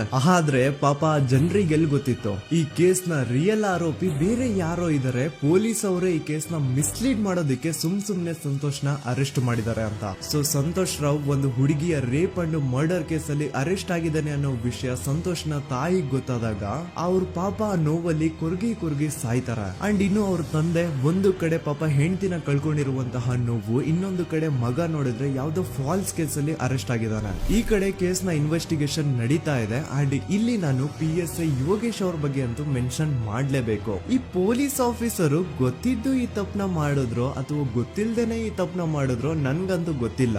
ಸೊ ಇವ್ರು ಏನ್ ಮಾಡ್ತಾರೆ ಅಂತಂದ್ರೆ, ಸೌಜನ್ಯನ ಬಾಡಿನ ಪೋಸ್ಟ್ ಮಾರ್ಟಮ್ ಗೆ ಕಳಿಸಿದಾಗ ಡಾಕ್ಟರ್ಸ್ ಹಂಗೋ ಹಿಂಗೋ ಮಾಡಿ ಇಂದ ಕೆಲವೊಂದು ಸ್ಪರ್ಮ್ ನ ಸ್ಯಾಂಪಲ್ಸ್ ಕಲೆಕ್ಟ್ ಮಾಡ್ತಾರ. ಅದನ್ನ ಅವರು PSI ಯೋಗೇಶ್ ಗೆ ಕೊಟ್ಟು ಇದನ್ನ ವಿತಿನ್ 72 ಅವರ್ಸ್ ಒಳಗಡೆ ಇನ್ನೊಂದು ಲ್ಯಾಬ್ ಗೆ ಸಬ್ಮಿಟ್ ಮಾಡಿ ಅಂತ ತುಂಬಾ ಕ್ಲಿಯರ್ ಆಗಿ ಹೇಳ್ತಾರ. ಆದ್ರೆ PSI ಯೋಗೇಶ್ ಆ ಸ್ಪರ್ಮ್ ಸ್ಯಾಂಪಲ್ಸ್ ನ ವಿತಿನ್ 72 ಅವರ್ಸ್ ಒಳಗಡೆ ಲ್ಯಾಬ್ ಕಳ್ಸೋದಿರ್ಲಿ, ಅದನ್ನ 12 ದಿನ ಆದ್ಮೇಲೆ ಲ್ಯಾಬ್ ಕಳಿಸ್ತಾರ. ಅಷ್ಟೊತ್ತಿಗೆ ಆಲ್ರೆಡಿ ಆ ಸ್ಪರ್ಮ್ ಸ್ಯಾಂಪಲ್ಸ್ ಗೆಲ್ಲ ಫಂಗಸ್ ಹಿಡಿದು ಅದು ಅನ್ಫಿಟ್ ಫಾರ್ ಟೆಸ್ಟಿಂಗ್ ಅಂತ ಬರುತ್ತಾ. ಈಗ ನೀವೇ ಹೇಳಿ, ಎಂತ ಡಂಬೆಸ್ಟ್ ಪರ್ಸನ್ ಪೊಲೀಸ್ ಆಫೀಸರ್ ಆಗಿದ್ರು ಅವನ ಹತ್ರ ಒಂದು ಮರ್ಡರ್ ಕೇಸ್ ಬಂದಾಗ ಅವನ ಹತ್ರ ಇರೋ ಮೇನ್ ಸಾಕ್ಷಿನೇ, ಮೇನ್ ಎವಿಡೆನ್ಸ್ ಆ ಹುಡುಗಿಯ ಇಂದ ಕಲೆಕ್ಟ್ ಆಗುವಂತಹ ಸ್ಪರ್ಮ್ ಸ್ಯಾಂಪಲ್ಸ್. ಸೊ ಅದನ್ನ ಮೊದಲು ಲ್ಯಾಬ್ ಕಳಿಸಿ ಅದನ್ನ ಐಡೆಂಟಿಫೈ ಮಾಡೋದು ಪೊಲೀಸ್ ಅವರ ಫಸ್ಟ್ ಡ್ಯೂಟಿ. ಆದ್ರೆ ಇಲ್ಲಿ PSI ಯೋಗೇಶ್ ಅವರು ಇದನ್ನೇ ಮರ್ತು ಹೋದ್ರು ಅಂತ ನೋಡಿ. ಯಾವುದೇ ಒಂದು ಕೇಸ್ ಅಲ್ಲಿ ಪೊಲೀಸ್ ಅವರು ಆದಷ್ಟು ಎವಿಡೆನ್ಸ್ ನ ಕಲೆಕ್ಟ್ ಮಾಡೋದಕ್ಕೆ ಟ್ರೈ ಮಾಡ್ತಾರ. ಆದ್ರೆ ಈ ಒಂದು ಕೇಸ್ ಅಲ್ಲಿ ಮಾತ್ರ ಪೊಲೀಸ್ ಅವರು ಎವಿಡೆನ್ಸ್ ನ ಕಲೆಕ್ಟ್ ಮಾಡೋ ಬದಲಾಗಿ ಎವಿಡೆನ್ಸ್ ನ ಡಿಸ್ಟ್ರಾಯ್ ಮಾಡೋದ್ರಲ್ಲಿ ಮುಂದೆ ಇದ್ರು. ಅಷ್ಟೇ ಅಲ್ಲದೆ ಈ ಪೊಲೀಸ್ ಆಫೀಸರ್ ಸೇರ್ಕೊಂಡು ಸಂತೋಷ್ ರಾವ್ಗೆ ಸೆಲ್ ಅಲ್ಲಿ ಎಂತ ಟಾರ್ಚರ್, ಎಂತ ಹಿಂಸೆ ಕೊಡ್ತಾರೆ ಅಂದ್ರೆ ನೆನ್ಸ್ಕೊಂಡ್ರೆ ಮೈ ಜುಮ್ ಅನ್ನುತ್ತಾ. ಹೊಡಿಯೋದು, ಕೆಟ್ಟದಾಗ ಬೈಯೋದು ಇದೆಲ್ಲ common. Most brutal parties Santosh ರಾವ್ನ ಪ್ಯಾಂಟ್ ಬಿಚ್ಚಿ ಅವನ ಪ್ರೈವೇಟ್ ಪಾರ್ಟ್ ಮೇಲೆ ಬಿಸಿ ಬಿಸಿ ಕುದೀತಾ ಇರುವಂತಹ ನೀರ್ ಚಲ್ತಾರ. ಈ ಕ್ರೈಮ್ ನೀನೇ ಮಾಡಿದ್ಯಾ ಅಂತ ಒಪ್ಕೋ, ಇಲ್ಲ ಅಂತಂದ್ರೆ ನಿನ್ನ ಸೆಲ್ ಒಳಗಡೆನೆ ಸಾಯಿಸ್ಬಿಡ್ತೀವಿ, ನಿನ್ನ ತಂದೆ ತಾಯಿ ಎಲ್ರು ಸಾಯಿಸ್ಬಿಡ್ತೀವಿ ಅಂತ ಬ್ಲಾಕ್ ಮೇಲ್ ಮಾಡ್ತಾರ. ನೋಡಿ, ಸಂತೋಷ್ ರಾವ್ ಜಾಗದಲ್ಲಿ ನನ್ನಂತ ನಿಮ್ಮಂತ ನಾರ್ಮಲ್ ಪರ್ಸನ್ ಯಾರಾದ್ರೂ ಇದ್ದಿದ್ರೆ ಪೊಲೀಸ್ ಅವರು ಕೊಡ್ತಿರುವಂತಹ ಹಿಂಸೆನ ತಡ್ಕೊಳಕ್ಕಾಗದೆ ಆ ಕ್ರೈಮ್ ಮಾಡಿಲ್ಲ ಅಂದ್ರೂ ಮಾಡಿದೀನಿ ಅಂತ ಒಪ್ಕೊಬಿಡ್ತಾ ಇದ್ವಿ. ಆದ್ರೆ ಸಂತೋಷ್ ರಾವ್ ಮೆಂಟಲಿ ಇಲ್ಲಿರೋದೇ ಅವನ್ಗೆ ಅಡ್ವಾಂಟೇಜ್ ಆಗೋಯ್ತು. ಪೊಲೀಸ್ಗಳು ಸಂತೋಷ್ ರಾವ್ಗೆ ಎಷ್ಟೇ ಹೊಡೆದ್ರು, ಎಷ್ಟೇ ಬೈದ್ರು, ಎಷ್ಟೇ ಬ್ಲಾಕ್ ಮೇಲ್ ಮಾಡಿದ್ರು ಸಂತೋಷ್ ರಾವ್ ಬಾಯಲ್ಲಿ ನಾನ್ ಈ ಕ್ರೈಮ್ ನ ಮಾಡಿಲ್ಲ ಅಂತಾನೆ ಬರುತ್ತೆ ಹೊರತು ಆ ಕ್ರೈಮ್ ನ ಅವನು ಒಪ್ಕೊಳ್ಳೋದೇ ಇಲ್ಲ. ದೆನ್ ಕೋರ್ಟ್ ಟ್ರಯಲ್ಸ್ ಸ್ಟಾರ್ಟ್ ಆಗುತ್ತೆ. ಈ ಕ್ರೈಮ್ ನ ಸಂತೋಷೇ ಮಾಡಿದಾನೆ ಅಂತ ಸೌಜನ್ಯ ಕಡೆಯ ಲಾಯರ್ ವಾದ ಮಾಡ್ತಾನೆ. ಅದಕ್ಕೆ ಆಪೋಸಿಟ್ ಆಗಿ ಸಂತೋಷ್ ರಾವ್ ಕಡೆಯಿಂದ ಒಬ್ರು ಲಾಯರ್ ಇಲ್ಲ, ಸಂತೋಷ್ ರಾವ್ ಈ ಕ್ರೈಮ್ ನ ಮಾಡ್ಲಿಕ್ಕೆ ಸಾಧ್ಯನೇ ಇಲ್ಲ ಅಂತ ವಾದ ಮಾಡ್ತಿರ್ತಾರ. ಅಂಡ್ ಕೋರ್ಟ್ ಇಂದ ಆಚೆಗಡೆ ಸಂತೋಷ್ ರಾವ್ ನ ಅಗೇನ್ಸ್ಟ್ ಸ್ಟೂಡೆಂಟ್ಸ್ ಪ್ರೊಟೆಸ್ಟ್ ನಡೆಯುತ್ತೆ, ಪಬ್ಲಿಕ್ ಪ್ರೊಟೆಸ್ಟ್ ನಡೆಯುತ್ತೆ. ಅರೆಸ್ಟ್ ಆಗಿರುವಂತಹ ಸಂತೋಷ್ ರಾವ್ಗೆ ಗಲ್ಲಿಗೇರಿಸ್ರಿ ಅಂತ ಅವ್ರು ಡಿಮ್ಯಾಂಡ್ ಮಾಡ್ತಿರ್ತಾರ. ಸೊ ಹೀಗೆ ಒಂದು 2-3 ವರ್ಷ ಕಳೆದು ಹೋಗುತ್ತೆ. ನಂತರ ಒಂದು ಕೋರ್ಟ್ ಟ್ರಯಲ್ ಅಲ್ಲಿ ಸಂತೋಷ್ ರಾವ್ ಪರವಾಗಿ ಹೋರಾಡ್ತಿದ್ದಂತಹ ಲಾಯರ್ ಯಾಕೆ ಈ ಕೇಸ್ ಅಲ್ಲಿ ಸಂತೋಷ್ ಆರೋಪಿ ಅಲ್ಲ ಅಂತ ಪ್ರೂವ್ ಮಾಡ್ಲಿಕ್ಕೆ ಕೆಲವೊಂದು ಪಾಯಿಂಟ್ಸ್ ನ ಮುಂದೆ ಇಡ್ತಾರ. ಅದೇನಂತಂದ್ರೆ ಮೊದಲನೇದಾಗಿ ಸಂತೋಷ್ ರಾವ್ ಈ ಕ್ರೈಮ್ ನ ಮಾಡಿದಾನೆ ಅಂತ ಒಂದು ಐ ವಿಟ್ನೆಸ್ ಇರಲ್ಲ. ಇನ್ನೊಂದು ಏನು ಅಂತಂದ್ರೆ ಯಾವೊಂದು ಕಂಡೀಷನ್ ಅಲ್ಲಿ, ಯಾವೊಂದು ಬ್ರೂಟಲ್ ಕಂಡೀಷನ್ ಅಲ್ಲಿ ಸೌಜನ್ಯನ ಬಾಡಿ ಸಿಕ್ಕಿತ್ತೋ ಅದನ್ನ ಗಮನದಲ್ಲಿ ಇಟ್ಕೊಂಡು ಸ್ವಲ್ಪ ಪ್ರಾಕ್ಟಿಕಲ್ ಆಗಿ ಥಿಂಕ್ ಮಾಡಿದ್ರೆ ಆ ಒಂದು ಭೀಕರ ಕ್ರೈಮ್ ನ ಒಬ್ನೇ ಮಾಡ್ಲಿಕ್ಕೆ ಸಾಧ್ಯನೇ ಇಲ್ಲ. ಇನ್ನೊಂದು ಪಾಯಿಂಟ್ ಏನು ಅಂತಂದ್ರೆ ಸೌಜನ್ಯನ ಇಂದ ಪೊಲೀಸ್ ಅವ್ರಿಗೆ ಯಾವುದೇ ಸ್ಪರ್ಮ್ ಸ್ಯಾಂಪಲ್ ಸಿಗ್ಬಾರ್ದು ಅಂತ 6 ಇಂಚು ಅಷ್ಟು ಮಣ್ಣು ಹಾಕಿರ್ತಾರ. ಸೊ ಈಗ ನೀವೇ ಹೇಳಿ, ಮೆಂಟಲಿ ಇಲ್ಲಿರುವಂತಹ ಪರ್ಸನ್ಗೆ ಇಷ್ಟೊಂದು ಬುದ್ಧಿವಂತಿಕೆ ಇರುತ್ತಾ ಅನ್ಕೊಳ್ಳಿ. ಅಷ್ಟೊಂದು ಬುದ್ಧಿವಂತಿಕೆ ಅವ್ನಿಗಿದ್ರೂನು ಆ ಕ್ರೈಮ್ ಮಾಡಾದ್ಮೇಲೆ ಅವನ ಆ ಊರಿಂದ ಓಡ್ ಹೋಗ್ಬೋದಾಗಿತ್ತು. ಆದ್ರೆ ಮತ್ತ್ಯಾಕೆ ಅವನು ಅದೇ ಊರಲ್ಲೇ ಇರ್ತಾನೆ. ಅಂಡ್ ಸೌಜನ್ಯ ಕೊನೆಯದಾಗಿ ಪ್ರಕೃತಿ ಹಾಸ್ಪಿಟಲ್ ಮುಂದ್ಗಡೆಯಿಂದ ನಡ್ಕೊಂಡು ಹೋಗ್ತಾ ಇರ್ಬೇಕಾದ್ರೆ ಆ ಪ್ರಕೃತಿ ಹಾಸ್ಪಿಟಲ್ ನ ಸೆಕ್ಯೂರಿಟಿ ಗಾರ್ಡ್ ನೋಡ್ತಾನೆ. ಅಂಡ್ ಪ್ರಕೃತಿ ಹಾಸ್ಪಿಟಲ್ ನ ಆಚೆಗಡೆ CCTV ಕ್ಯಾಮರಾನು ಇರುತ್ತೆ. ಸಡನ್ಲಿ ಆ CCTV ಫುಟೇಜ್ ಕೂಡ ಕಾಣೆ ಆಗ್ಬಿಡುತ್ತಾ. ಇನ್ನೊಂದೇನು ಅಂತಂದ್ರೆ ಸೌಜನ್ಯನ ಮರ್ಡರ್ ಆಗಿದ್ದು ನೆಕ್ಸ್ಟ್ ದಿನಾನೇ ಪೊಲೀಸ್ ಅವರು ಆರೋಪಿನ ಹಿಡಿದ್ರು. ಸೊ ಹಾಗಿದ್ದಾಗ ಆ ಕಲೆಕ್ಟ್ ಮಾಡಿರುವಂತಹ ಸ್ಪರ್ಮ್ ಸ್ಯಾಂಪಲ್ಸ್ ನ ಲ್ಯಾಬ್ ಗೆ ಕಳಿಸಿ ಇವನೇ ಆರೋಪಿ ಅಂತ ಕನ್ಫರ್ಮ್ ಮಾಡೋ ಬದಲಾಗಿ ಯಾಕೆ ಪೊಲೀಸ್ ಅವರು ಆ ಸ್ಪರ್ಮ್ ಸ್ಯಾಂಪಲ್ಸ್ ನ ತಮ್ಮ ಹತ್ರನೇ ಇಟ್ಕೊಂಡು 12 ದಿನವರೆಗೂ ಅದಕ್ಕೆ ಫಂಗಸ್ ಹಿಡಿಯೋವರೆಗೂ ಕಾದು ಆಮೇಲೆ ಅದನ್ನ ಲ್ಯಾಬ್ ಕಳಿಸಿದ್ರು. ಅಂಡ್ ಮೇನ್ ಇಂಪಾರ್ಟೆಂಟ್ ಆಗಿ ಸಂತೋಷ್ ರಾವ್ಗೆ ಒಂದು ಗುಪ್ತ ರೋಗ ಇರುತ್ತೆ, ಅದೇ ಫಿಮೋಸಿಸ್ ಅಂತ. ಈ ಕಾಯಿಲೆ ಏನು ಅಂತ ನಾನು ಈ ವಿಡಿಯೋದಲ್ಲಿ ಡೀಟೇಲ್ಡ್ ಆಗಿ ಎಕ್ಸ್ಪ್ಲೈನ್ ಮಾಡ್ಲಿಕ್ಕೆ ಆಗಲ್ಲ. ಜಸ್ಟ್ ತಿಳ್ಕೊಳ್ಳಿ, ಈ ಒಂದು ಕಾಯಿಲೆ ಇರೋರು ಇಂಟಿಮಸಿ ಮಾಡ್ಲಿಕ್ಕೆ ಆಗಲ್ಲ. ಇನ್ ಕೇಸ್ ಮಾಡಿದ್ರು ಅವರು ಸುಖ ಅಲ್ಲ ನರಕ ಕಾಣ್ತಾರ. ಸೊ ಇಷ್ಟೆಲ್ಲ ವ್ಯಾಲಿಡ್ ಪಾಯಿಂಟ್ಸ್, ಇಷ್ಟೆಲ್ಲ ಫ್ಯಾಕ್ಟ್ಸ್ ಕಣ್ ಮುಂದೆ ಇರ್ಬೇಕಾದ್ರೆ ಸ್ಟಿಲ್ ಪೊಲೀಸ್ ಅವರು ಯಾಕೆ ಈ ಕ್ರೈಮ್ ನ ಸಂತೋಷ್ ರಾವ್ ಮಾಡಿದಾನೆ ಅಂತ ಇವನ್ ಹಿಂದೆ ಬಿದ್ದಿದ್ದಾರೆ. ಯಾಕೆ ಅವರು ಈ ಕ್ರೈಮ್ ಇವನ್ ಬಿಟ್ರೆ ಬೇರೆ ಯಾರಾದ್ರೂ ಮಾಡಿರ್ಬೋದಲ್ಲ ಅಂತ ಆ ಆಂಗಲ್ ಅಲ್ಲಿ ಇನ್ವೆಸ್ಟಿಗೇಷನ್ ಮಾಡ್ತಿಲ್ವಲ್ಲ ಅಂತ ಪೊಲೀಸ್ ಅವರ ಇನ್ವೆಸ್ಟಿಗೇಷನ್ ಮೇಲೆ ಈಗ ಕ್ವಶನ್ ಬರುತ್ತೆ. So after hearing all of this ಎಲ್ಲರಿಗೂ ಈಗ ಪೊಲೀಸ್ ಅವರ ಇನ್ವೆಸ್ಟಿಗೇಷನ್ ಇನ್ವೆಸ್ಟಿಗೇಷನ್ ಮೇಲೆ ಡೌಟ್ ಬರುತ್ತೆ. ಅಂಡ್ ಈವನ್ ಸೌಜನ್ಯ ಅವ್ರ ಮನೆಯವರು ಕೂಡ ನಿಜವಾದ ಆರೋಪಿ ಸಂತೋಷ್ ಅಲ್ಲ ಅಂತ ತಮ್ಮ ಅಭಿಪ್ರಾಯನ ವ್ಯಕ್ತಪಡಿಸ್ತಾರೆ. ಆಗ ಅಲ್ಲಿವರೆಗೂ ಸಂತೋಷ್ ರಾವ್ನ ಗಲ್ಲಿಗೇರಿಸಿ ಅಂತ ಏನು student protest and public protest ಎಲ್ಲ ನಡೀತಾ ಇತ್ತು, ಈಗ ಅದೆಲ್ಲ ನಿಂತ್ ಹೋಗಿ ಎಲ್ಲಾ ಹೇಟ್ ರೇಡ್ ಪೊಲೀಸ್ ಅವ್ರ ಕಡೆಗೆ ಹೋಗುತ್ತೆ. ಪೊಲೀಸ್ ಅವರು ಈ ಕೇಸಲ್ಲಿ ಕರಪ್ಟ್ ಆಗಿದ್ದಾರೆ, ಪೊಲೀಸ್ ಅವರೇ ಸತ್ಯ ಮುಚ್ಚಿಡ್ಲಿಕ್ಕೆ ಟ್ರೈ ಮಾಡ್ತಿದ್ದಾರೆ. ಹಾಗಾಗಿ ಈ ಕೇಸ್ನ ಇನ್ಮುಂದೆ ಪೊಲೀಸ್ ಅವರಲ್ಲದೆ ಸಿಬಿಐ ಅವರು ಇನ್ವೆಸ್ಟಿಗೇಷನ್ ಮಾಡಬೇಕು, ಈ ಕೇಸ್ನ ಸಿಬಿಐ ಒಪ್ಸಿ ಅಂತ ಅಗೇನ್ ಪ್ರೊಟೆಸ್ಟ್ ಗಳು ಸ್ಟಾರ್ಟ್ ಆಗ್ತವೆ. ಸೊ ಧರ್ಮಸ್ಥಳದಲ್ಲಿ ಇಷ್ಟೊಂದು ಹೋರಾಟಗಳಾಗ್ತಿದಾವೆ, ಒಬ್ಳು ಹುಡುಗಿ ಜೊತೆ ಇಷ್ಟೊಂದು ಅನ್ಯಾಯ ಆಗಿದೆ, ಆದ್ರೂ ಸಹ ಧರ್ಮಾಧಿಕಾರಿ ಏನು ಮಾತೇ ಆಡ್ತಿಲ್ವಲ್ಲ ಈ ಹುಡುಗಿ ಬಗ್ಗೆ ಅಂತ ಜನರು ಪ್ರಶ್ನೆ ಮಾಡಿದಾಗ ಆಗ ಧರ್ಮಾಧಿಕಾರಿನೂ ಜನರು ಮುಂದೆ ಬಂದ್ಬಿಟ್ಟು ಈ ಕೇಸ್ನ ಸಿಬಿಐ ಒಪ್ಸಿ ಅಂತ ಹೋರಾಟ ಮಾಡ್ತಾರ. ನಂತರ ಈ ಒಂದು ಕೇಸು ಪೊಲೀಸ್ ಅವರಿಂದ ಸಿಬಿಐ ಕೈಗೆ ಹೋಗುತ್ತೆ. ಸಿಬಿಐ ಕೈಗೆ ಹೋಗಿದ ತಕ್ಷಣ ಇಲ್ಲೇನು ಸತ್ಯ ಹೊರಗ್ ಬಂದಿಲ್ಲ. ಆ ಸಿಬಿಐ ಅವರು 3-4 ವರ್ಷ ಟೈಮ್ ತಗೊಂಡು ಮತ್ತೆ ಈ ಒಂದು ಕೇಸ್ನ ಇನ್ವೆಸ್ಟಿಗೇಷನ್ ಮಾಡ್ತಾರ. ಆದ್ರೆ ಅಲ್ಲೇನು ಇನ್ವೆಸ್ಟಿಗೇಷನ್ ಮಾಡ್ಲಿಕ್ಕೆ ಉಳ್ದೇ ಇರಲ್ಲ. ಆ ಪೊಲೀಸ್ ಅವರು ಅವ್ರ ಕೈಯಲ್ಲಿ ಈ ಕೇಸು ಇದ್ದಷ್ಟು ದಿನ ಎಷ್ಟಾಗುತ್ತೋ ಅಷ್ಟು ಎವಿಡೆನ್ಸ್ ನ ಡಿಸ್ಟ್ರಾಯ್ ಮಾಡ್ಬಿಟ್ಟಿರ್ತಾರ. ಸೊ ಹಾಗಾಗಿ ಅಲ್ಲಿ ಸಿಬಿಐ ಅವ್ರಿಗೆ ಇನ್ವೆಸ್ಟಿಗೇಷನ್ ಮಾಡ್ಲಿಕ್ಕೆ ಏನ್ ಉಳ್ದೇ ಇರಲ್ಲ. ಆದ್ರೂ ಸ್ಟಿಲ್ ಅವರು 3-4 ಇಯರ್ಸ್ ಟೈಮ್ ತಗೊಂಡು ನಂತರ ಫೈನಲಿ ಒಂದು ರಿಪೋರ್ಟ್ ನ ಕೋರ್ಟ್ ಗೆ ಸಬ್ಮಿಟ್ ಮಾಡ್ತಾರ. ಅಂಡ್ ಸಿಬಿಐ ಅವರು ಕೋರ್ಟ್ ಗೆ ಸಬ್ಮಿಟ್ ಮಾಡಿರುವಂತಹ ಆ ಒಂದು ರಿಪೋರ್ಟ್ ಅಲ್ಲಿ ಏನಿತ್ತು ಅಂದ್ರೆ ಸಿಬಿಐ ಇನ್ವೆಸ್ಟಿಗೇಷನ್ ಕನ್ಫರ್ಮ್ಸ್ ದಟ್ ಈ ಒಂದು ಕ್ರೈಮ್ ನ ಸಂತೋಷ್ ರಾವ್ ಮಾಡಿದಾನೆ ಅಂತ. ಆದ್ರೆ ಐರಾನಿ ಈಸ್ ಇದೇ ಒಂದು ರಿಪೋರ್ಟ್ ಅಲ್ಲಿ ಇವ್ರು ಏನ್ ಹೇಳ್ತಾರೆ ಅಂದ್ರೆ ಅವ್ರಿಗೆ ಯಾವುದೇ ತರ ಎವಿಡೆನ್ಸ್ ಸಿಕ್ಕಿಲ್ಲ ಅಂತ. ಯಾಕಂದ್ರೆ ಈ ಸೌಜನ್ಯ ಕೇಸು ಪೊಲೀಸ್ ಅವ್ರ ಕೈಯಲ್ಲಿ ಇದ್ದಾಗ ಪೊಲೀಸ್ ಅವರು ತಮ್ಮ ನಿರ್ಲಕ್ಷ್ಯದಿಂದ ಎಲ್ಲಾ ಎವಿಡೆನ್ಸ್ ನ ಕಳ್ಕೊಂಡ್ಬಿಟ್ಟಿರ್ತಾರ. ಅಂತದ್ರಲ್ಲಿ ಯಾವ ಒಂದು ಆಧಾರದ ಮೇಲೆ ಇವರು ಸಂತೋಷ್ ರಾವ್ ಈ ಕ್ರೈಮ್ ನ ಮಾಡಿದ್ದಾರೆ ಅಂತ ಕ್ವಶನ್ ಮಾಡಿದಾಗ ಸಿಬಿಐ ಅವ್ರ ಕಡೆಯಿಂದ ನೋ ಆನ್ಸರ್. ನೋಡಿ, ಮೊದ್ಲು ಈ ಒಂದು ಕೇಸ್ ನ ಪೊಲೀಸ್ ಅವರು ಇನ್ವೆಸ್ಟಿಗೇಷನ್ ಮಾಡಿ ನಂತರ ಈ ಒಂದು ಕೇಸು ಸಿಬಿಐ ಅವ್ರ ಕೈಗೆ ಹೋಗಿ ಅವರು 3-4 ವರ್ಷ ಟೈಮ್ ತಗೊಂಡು ಇನ್ವೆಸ್ಟಿಗೇಷನ್ ಮಾಡಿ ದೆನ್ ಫೈನಲ್ ರಿಪೋರ್ಟ್ ನ ಕೋರ್ಟ್ ಗೆ ಸಬ್ಮಿಟ್ ಮಾಡೋಷ್ಟ್ರಲ್ಲಿ ಸುಮಾರು 5-6 ವರ್ಷ ಕಳೆದು ಹೋಗಿರುತ್ತೆ. ಅಂಡ್ ಸ್ಟಿಲ್ ಈ ಒಂದು ಕೇಸಲ್ಲಿ ಏನೂ ಕನ್ಕ್ಲೂಷನ್ ಸಿಕ್ಕಿರಲ್ಲ. ಎವ್ರಿ ಇಯರ್ ಸೌಜನ್ಯನ ಬರ್ತ್ಡೇ ಇದ್ದಾಗ ಅಥವಾ ತಿಥಿ ಇದ್ದಾಗ ಅವಳನ್ನ ನೆನೆಸ್ಕೊಂಡು ಅವಳ ಹೆಸರಲ್ಲಿ public protest and student protest ನಡೀತಾನೆ ಇರ್ತವೆ. ಸೊ ಒಂದು ದಿನ ಈ ಒಂದು ಪ್ರೊಟೆಸ್ಟ್ ಗಳ ನ್ಯೂಸ್ ಗಿರೀಶ್ ಮುಟ್ಟಣ್ಣನವರ ಗಮನಕ್ಕೆ ಬರುತ್ತೆ. ಯಾರು ಈ ಗಿರೀಶ್ ಮುಟ್ಟಣ್ಣನವರ ಅಂದ್ರೆ ಇವರು very honest X police man. ನೀವು ನಂಬಲ್ಲ, ಇವ್ರು ಪೊಲೀಸ್ ಆಫೀಸರ್ ಇದ್ದಾಗ ಪಬ್ಲಿಕ್ ಅಲ್ಲಿ ಒಬ್ಬ MLA ಹೊಡೆದಿರ್ತಾರ. ಅಷ್ಟೇ ಅಲ್ಲ, ಪೊಲೀಸ್ ಡಿಪಾರ್ಟ್ಮೆಂಟ್ ಅಲ್ಲಿ ಕರಪ್ಷನ್ ಇದೆ, ಕರಪ್ಷನ್ ಇದ್ದಿದ್ ಕಡೆ ನಾನ್ ಇರಲ್ಲ ಅಂತ ಹೇಳ್ಬಿಟ್ಟು ತಮ್ಮ ಪೊಲೀಸ್ ಡ್ಯೂಟಿನ ಬಿಟ್ಬಿಟ್ಟು ಈಗ ಸಮಾಜದಲ್ಲಿ ಏನೇ ಅನ್ಯಾಯ ಆಗಿದ್ರು ಅದ್ರ ಅಗೇನ್ಸ್ಟ್ ವಾಯ್ಸ್ ರೈಸ್ ಮಾಡ್ತಿದಾರೆ. ಸೊ ಈ ಗಿರೀಶ್ ಮುಟ್ಟಣ್ಣನವರಿಗೆ ಸೌಜನ್ಯ ಕೇಸ್ ಬಗ್ಗೆ ಗೊತ್ತಾದಾಗ ಅವ್ರಿಗೆ ಈ ಕೇಸು ತುಂಬಾನೇ ಕಾಡುತ್ತೆ. ಅಲ್ಲ, ಇಷ್ಟೊಂದು ವರ್ಷಗಳಾಗೋಯ್ತು ಆ ಹುಡುಗಿ ಜೊತೆ ಅನ್ಯಾಯ ಆಗಿ, ಸ್ಟಿಲ್ ಈ ಒಂದು ಕೇಸ್ ನ ಕನ್ಕ್ಲೂಷನ್ ಸಿಕ್ತಿಲ್ವಲ್ಲ, ಏನ್ ನಡೀತಿದೆ ಧರ್ಮಸ್ಥಳದಲ್ಲಿ ಅರ್ಥ ಆಗ್ತಿಲ್ವಲ್ಲ ಅಂತ ಈ ಗಿರೀಶ್ ಅವರು ತಮ್ಮ ಹಳೆ ಪೊಲೀಸ್ ಕಾಂಟ್ಯಾಕ್ಟ್ಸ್ ನ ಯೂಸ್ ಮಾಡ್ಕೊಂಡು ಆ ಸೌಜನ್ಯ ಕೇಸ್ ಫೈಲ್ ನ ಒಂದು ಕಾಪಿನ ತಮ್ಮ ಹತ್ರ ತರಿಸ್ಕೋತಾರ. ಆ ಒಂದು ಕೇಸ್ ಫೈಲ್ ಅಲ್ಲಿ ಸೌಜನ್ಯ ಬಗ್ಗೆ ಅಷ್ಟೇ ಅಲ್ಲದೆ ಸಂತೋಷ್ ರಾವ್ ಬಗ್ಗೆನೂ ಇನ್ಫಾರ್ಮೇಶನ್ ಇರುತ್ತೆ. ಅಂಡ್ ಗಿರೀಶ್ ಅವರು ಸಂತೋಷ್ ಬಗ್ಗೆ ಇರುವಂತಹ ಇನ್ಫಾರ್ಮೇಶನ್ ನೋಡ್ತಾ ಇರ್ಬೇಕಾದ್ರೆ ಅವರು ಒಂದು ವಿಷಯನ ನೋಟಿಸ್ ಮಾಡ್ತಾರ. ಅದೇನಂತಂದ್ರೆ ಪೊಲೀಸ್ ಅವರು ಸಂತೋಷ್ ರಾವ್ನ ಬರೀ ಸೌಜನ್ಯ ಕೇಸಲ್ಲಿ ಒಂದೇ ಫಿಟ್ ಮಾಡಿರಲ್ಲ, ಸೌಜನ್ಯ ಸಾಯೋಕ್ಕಿಂತ 20 ದಿನ ಹಿಂದೆ ಧರ್ಮಸ್ಥಳದಲ್ಲೇ ನಡೆದಿರುವಂತಹ ಒಂದು ಕ್ರೈಮ್ ಅಲ್ಲಿನೂ ಸಹ ಸಂತೋಷ್ ರಾವೇ ಆರೋಪಿ ಅಂತ ಮೆನ್ಷನ್ ಮಾಡಿರ್ತಾರ. ಸೊ ಸೌಜನ್ಯ ಕೇಸ್ ಬಿಟ್ಟು ಆ ಇನ್ನೊಂದು ಕೇಸ್ ಯಾವುದು, ಅದಕ್ಕೂ ಸಂತೋಷ್ಗೂ ಏನ್ ಸಂಬಂಧ, ಅದ್ರಲ್ಲಿ ಯಾಕೆ ಸಂತೋಷ್ನ ಪೊಲೀಸ್ ಅವರು ಫಿಟ್ ಮಾಡಿದ್ರು ಅಂತ ಪ್ರತಿಯೊಂದು ಹೇಳ್ತೀನಿ. ಆದ್ರೆ ನಾನಿಲ್ಲಿ ಯಾರ್ದು ರಿಯಲ್ ನೇಮ್ಸ್ ನ ಬಳಸಲ್ಲ. ಯಾಕಂದ್ರೆ ಮುಂದೆ ಕೇಸಲ್ಲಿ ತುಂಬಾ ದೊಡ್ಡ ಪವರ್ಫುಲ್ ವ್ಯಕ್ತಿಗಳ ಹೆಸರುಗಳು ಬರ್ತವೆ. ಅಂಡ್ ನನ್ ವಿಡಿಯೋ ಯೂಟ್ಯೂಬ್ ಇಂದ ಡಿಲೀಟ್ ಆಗೋದು ನನ್ಗೆ ಇಷ್ಟ ಇಲ್ಲ. ಹಾಗಾಗಿ ನಾನಿಲ್ಲಿ ಯಾರ್ದು ರಿಯಲ್ ನೇಮ್ಸ್ ನ ಬಳಸ್ತಿಲ್ಲ. ಬಟ್ ಯಾರ ಬಗ್ಗೆ ಹೇಳ್ತಿದ್ದೀನಿ ಅಂತ ಒಂದ್ ಸ್ವಲ್ಪ ನೀವೇ ಅರ್ಥ ಮಾಡ್ಕೊಳ್ಳಿ.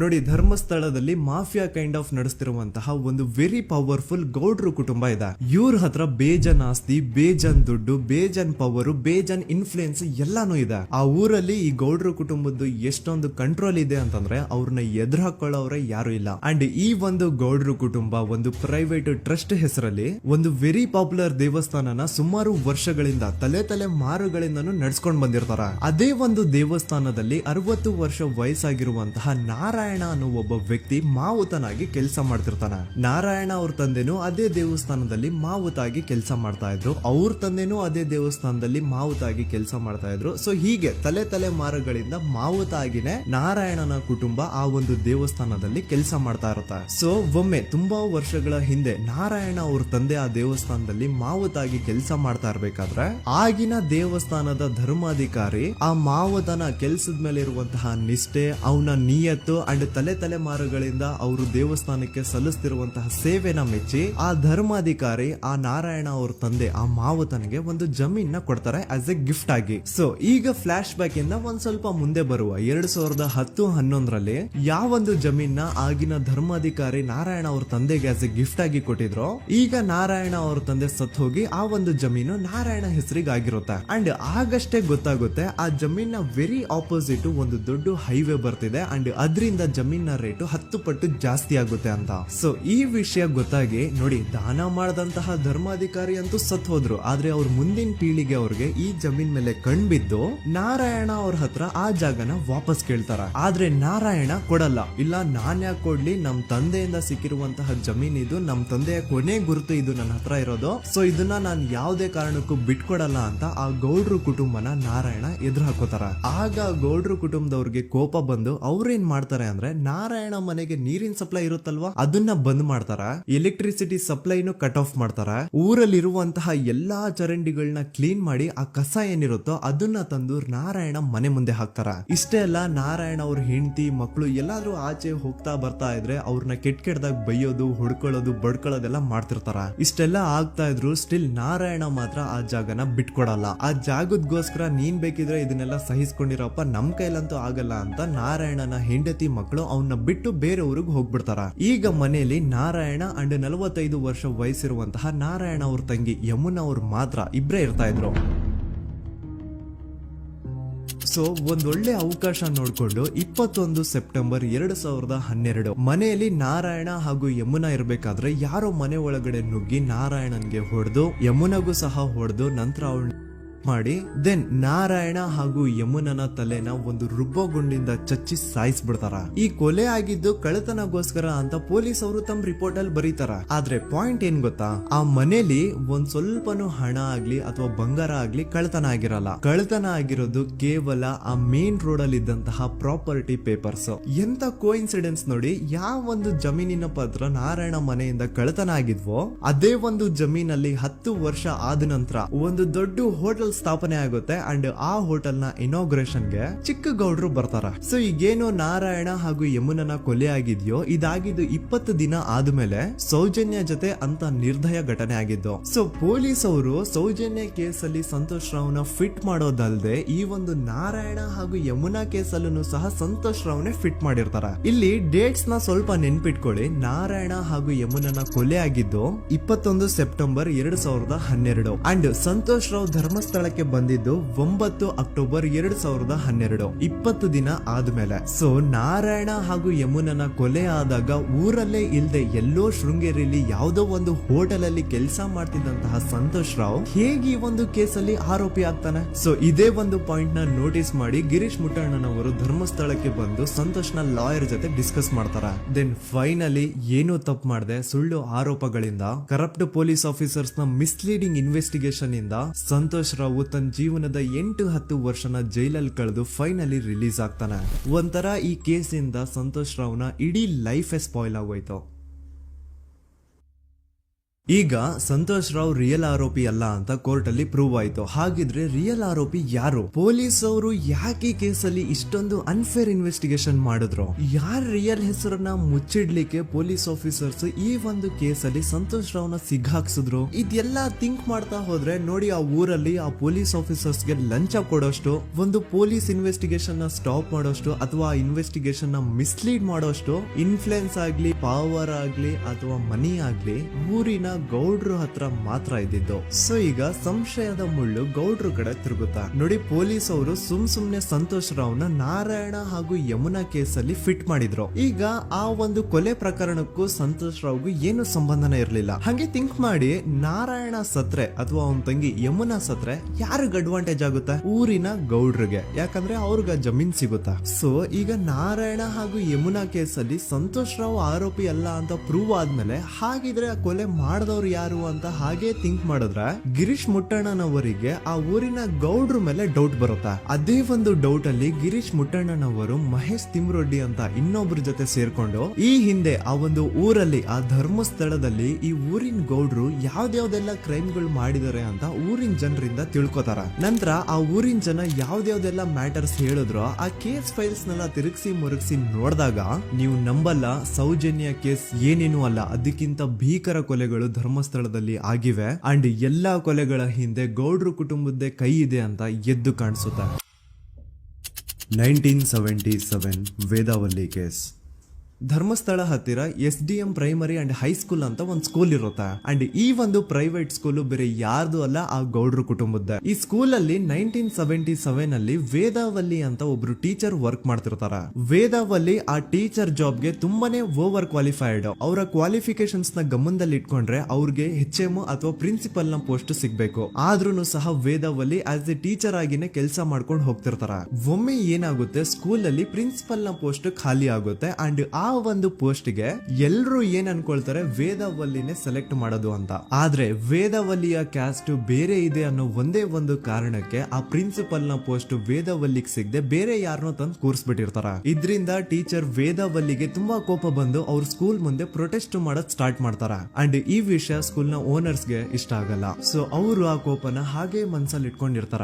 ಒಮ್ಮೆ ಏನಾಗುತ್ತೆ, ಸ್ಕೂಲ್ ರಜೆ ಇರುತ್ತೆ, ವೇದಾವಲ್ಲಿ ಮನೇಲಿ ಇರ್ತಾರ ಅಂಡ್ ಅವ್ರ ಹಸ್ಬೆಂಡ್ ಡಾಕ್ಟರ್ ಅರಳೆ ಅವ್ರಿಗೆ ಯಾವ್ದೋ ಬೇರೆ ಊರಲ್ಲಿ ಒಂದು ಕಾಲೇಜ್ ಅಲ್ಲಿ ಸೆಮಿನಾರ್ ಏನೋ ಇರುತ್ತೆ. ಸೊ ಅವರು ಅಲ್ಲಿಗೆ ಹೋಗಿರ್ತಾರೆ. ಈಗ ಮನೇಲಿ ಇರೋದು ವೇದಾವಲ್ಲಿ ಒಂದೇ. ಇದೇ ಒಂದು ಅವಕಾಶನ ನೋಡ್ಕೊಂಡು ಯಾರೋ ವೇದಾವಲ್ಲಿ ಅವ್ರ ಮನೆಗ್ ನುಗ್ಗಿ ವೇದಾವಲ್ಲಿಗೆ ಹೊಡೆದು ನಂತರ ಅವ್ರನ್ನ ಜೀವಂತವಾಗಿ ಸುಟ್ಬಿಡ್ತಾರ. ಸ್ವಲ್ಪ ಹೊತ್ತು ನಂತರ ರಾತ್ರಿ ಆಗ್ತಿದ್ದಂಗೆ ಡಾಕ್ಟರ್ ಅರಳೆ ಅವರು ಮನೆಗೆ ವಾಪಸ್ ಬರ್ತಾರೆ ಅಂಡ್ ಮನೆ ಒಳಗಡೆ ಬಂದ್ ನೋಡಿದ್ರೆ ವೇದಾವಲ್ಲಿ ಅವರು ಸತ್ ಹೋಗಿ ಅವರ ಬಾಡಿ ಸುಟ್ ಹೋಗಿ ನೆಲದ ಮೇಲೆ ಬಿದ್ದಿದೆ. ಹೆಂಡತಿನ ಕಳ್ಕೊಂಡಿರುವಂತಹ ದುಃಖನ ಸೈಡ್ಗೆ ಇಟ್ಟು ಡಾಕ್ಟರ್ ಅರಳೆ ಅವರು ಮೊದ್ಲು ಪೊಲೀಸ್ ಸ್ಟೇಷನ್ ಹೋಗ್ಬಿಟ್ಟು ನಮ್ ಮನೆಗೆ ನಾನು ಇಲ್ದೇ ಇರುವಂತಹ ಸಮಯನ ನೋಡ್ಕೊಂಡು ಯಾರೋ ಮನೆ ಒಳಗಡೆ ನುಗ್ಗಿ ನನ್ನ ಹೆಂಡತಿನ ಹೊಡೆದು ನಂತರ ಅವಳನ್ನ ತುಂಬಾ ಭೀಕರವಾಗಿ ಸಾಯಿಸಿದ್ದಾರೆ ಅಂತ ಪೊಲೀಸ್ ಅವ್ರಿಗೆ ರಿಪೋರ್ಟ್ ಕೊಡಕ್ ಹೋದ್ರೆ ಅಲ್ಲಿ ಪೊಲೀಸ್ ಅವರು ಉಲ್ಟಾ ಡಾಕ್ಟರ್ ಅರಳೆ ಮೇಲೆನೆ FIR ಬರ್ದು ನೀನೇ ನಿನ್ ಹೆಂಡತಿನ ಸಾಯಿಸಿದ್ಯಾ, ನಾಟಕ ಮಾಡಬೇಡ ಅಂತ ಅವ್ರನ್ನೇ ಅರೆಸ್ಟ್ ಮಾಡ್ಬಿಡ್ತಾರ. ನಂತರ 2-3 ವರ್ಷ ಜೈಲಲ್ಲೇ ಇದ್ದು ಡಾಕ್ಟರ್ ಅರಳೆ ಅವರು ತಮ್ಮ ಫ್ರೆಂಡ್ಸ್ ಅಂಡ್ ಫ್ಯಾಮಿಲಿ ಮೂಲಕ ಎವಿಡೆನ್ಸ್ ನೆಲ್ಲ ಕಲೆಕ್ಟ್ ಮಾಡಿಸಿ